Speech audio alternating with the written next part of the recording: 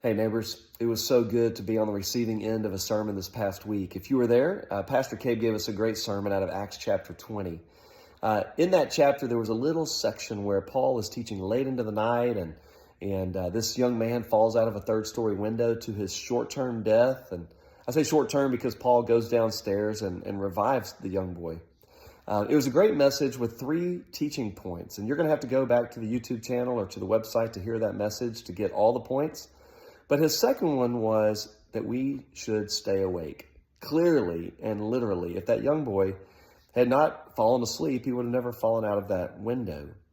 But as Cabe was talking about waking up or staying awake, I couldn't help but hear another preacher friend of mine, JD, saying of himself in a first person remark once, he said, the greatest impediment to my own awakening is this thought that I am already awake.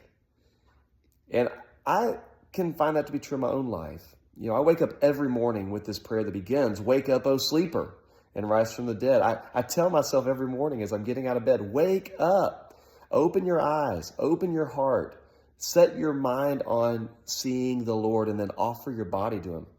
And I make this commitment, you might say, every morning to the Lord, but I can get about halfway through my day and find myself sleepwalking. I might miss an encounter with a person where I really could have or should have said something in our passing. Or a person's offering to me a deep-seated pastoral need, and I tell them, hey, I'll be praying about that. Instead of in that moment just saying, hey, can I pray for you about this right now? I think sometimes I think I'm awake, but I still am hitting the snooze button every now and then in my own life. So I wonder if I'm doing that, if maybe some of y'all are as well. If you are, I want to invite you to wake up for the rest of the week. Keep your eyes open for where God might be moving right there in front of you. And then I also want to tell you to wake up this coming Sunday morning and join us at 9:30 or 11. I'll be back preaching on Acts chapter 21. So we'll see you then.